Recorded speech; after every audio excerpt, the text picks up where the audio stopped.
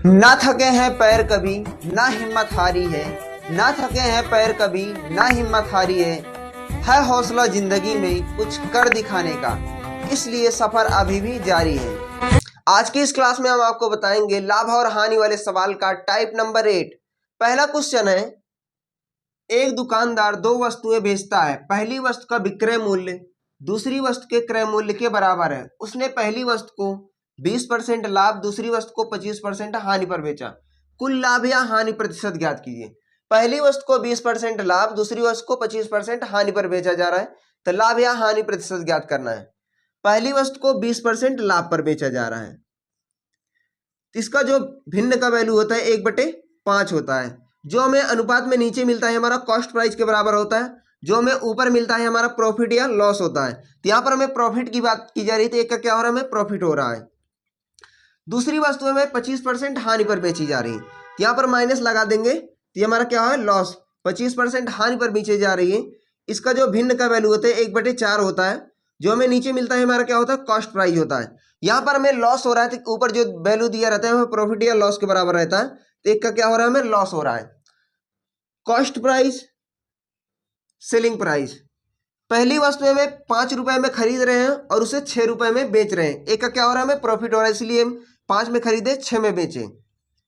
दूसरी वस्तु में क्या हो रहा है, लॉस हो रहा है। 4 रुपए में खरीदे हैं, लॉस हो रहा है एक का, तो हम कितने में बेचेंगे, 3 का बेचेंगे। अब ये हमारा क्वेश्चन कह रहा है पहली वस्तु का विक्रय मूल्य, पहली वस्तु का विक्रय मूल्य दूसरी वस्तु के क्रय मूल्य के बराबर है, दूसरी वस्तु के क्रय मूल्य के बराबर है। पहली वस्तु का विक्रय मूल्य दूसरी वस्तु के क्रय मूल्य के बराबर है। ये दोनों संख्या हमारी बराबर होनी चाहिए क्वेश्चन के अनुसार, लेकिन बराबर नहीं है तो हम इसे बराबर करेंगे। यहाँ पर हम 3 से मल्टीप्लाई करा देंगे, इसमें हम 2 से मल्टीप्लाई करा देंगे, तो हमारी संख्या बराबर होगी। 6 दूनी 12 और 4 तीन 12। अब यहाँ पर इसका क्या है, हमारा सेलिंग प्राइस है, ये कॉस्ट प्राइस है। अब इसमें अगर 2 से मल्टीप्लाई कराए तो यहाँ पर हमें 2 से मल्टीप्लाई कराना पड़ेगा। सेम इसी प्रकार दूसरी वाली संख्या में यहाँ पर हम 3 से मल्टीप्लाई कराए तो इसके सेलिंग प्राइस में हम 3 से मल्टीप्लाई कराएंगे, तो हमारा हो गया 5 दूना 10, ये 6 दूना 12 और 3 त्रिका 9।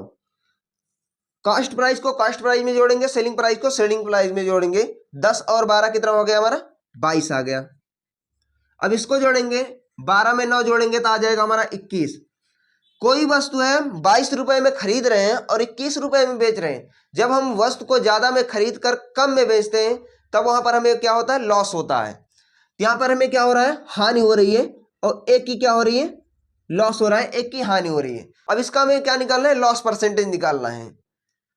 लॉस परसेंटेज, जितना हमें लॉस होता है उसको हम ऊपर रखते हैं, बाकी हम जो कॉस्ट प्राइस होता है उसको हम नीचे रखते हैं। इसको नीचे रख दिया और इसमें 100 से मल्टीप्लाई करा दिए, ये हमारा बन गया परसेंटेज में। 2 से काटेंगे तो यहाँ पर आ जाएगा 11, यहाँ पर आ जाएगा हमारा 50। 11 से भाग कराएंगे, 11 के 11, 11 चौक 44।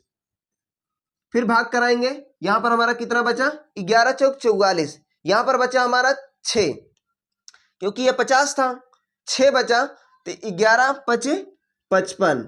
अब क्या बचा हमारा, 5 बचा, 11 चौक 44, तो आ जाएगा 4.54%। दूसरा क्वेश्चन है, एक दुकानदार दो वस्तुएं बेचता है। पहली वस्तु का विक्रय मूल्य दूसरी वस्तु के क्रय मूल्य के बराबर है। उसने पहली वस्तु को 20% लाभ और दूसरी वस्तु को 10% हानि पर बेचा। कुल लाभ या हानि प्रतिशत ज्ञात कीजिए। पहली वस्तु को 20% लाभ और दूसरी वस्तु को 10% हानि पर बेचा जा रहा है, तो लाभ या हानि प्रतिशत निकालना है। सेम हमें उसी प्रकार करना है। पहली वस्तु को क्या है, हमें 20% लाभ पर बेचा जा रहा है, तो हमारा बन गया 1/5। जो नीचे मिलता है हमारा क्या होता है, कॉस्ट प्राइस होता है। ऊपर हमें प्रॉफिट की बात की जा रही है, तो क्या हो रहा है, हमें प्रॉफिट हो रहा है। दूसरी वस्तु को 10% हानि पर बेचा जा रहा है, तो यहाँ पर हम माइनस लगा देंगे, -10%, तो हमारा हो जाएगा 1/10। जो नीचे मिलता है हमारा क्या होता है, कॉस्ट प्राइस होता है। ऊपर हमें क्या हो रहा है, लॉस की बात की जा रही थी, क्या हो रहा है, लॉस हो रहा है। अब यहाँ पर लिख देंगे हम कॉस्ट प्राइस, यहाँ पर लिख देंगे सेलिंग प्राइस। पहली वस्तु के लिए कॉस्ट प्राइस हमारा 5 है और सेलिंग प्राइस 5 है 6, क्योंकि हमें क्या हो रहा है, प्रॉफिट हो रहा है। 5 की चीज को हम 6 में बेच रहे थे, हमें प्रॉफिट हो रहा है।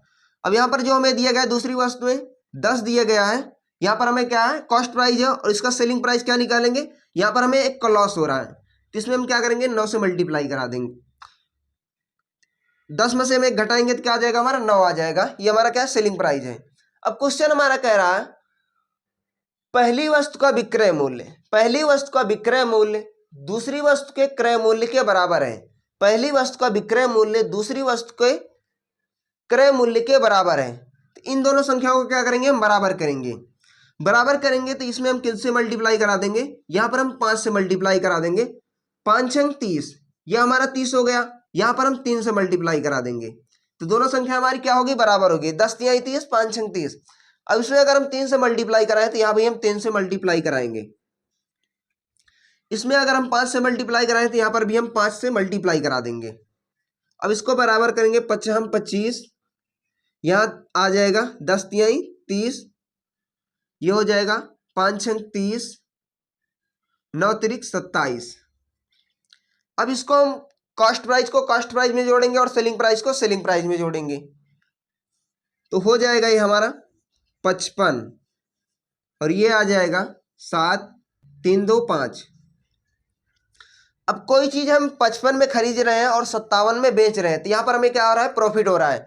कम में खरीद कर अगर हम ज्यादा में बेचते हैं तो हमें क्या होता है प्रॉफिट होता है। हमें कितने का प्रॉफिट हो रहा है 2 का प्रॉफिट हो रहा है। तो प्रॉफिट परसेंटेज निकालेंगे, जितने का हमें प्रॉफिट होता है उसको क्या रखते हैं ऊपर रखते हैं और कॉस्ट प्राइस को हम नीचे रखते हैं और इसमें क्या करेंगे हम 100 से मल्टीप्लाई करा देंगे। अब आपको कमेंट बॉक्स में जवाब देना है कि इसका प्रॉफिट परसेंटेज क्या आएगा। बाकी इस वीडियो में यहीं तक, थैंक यू।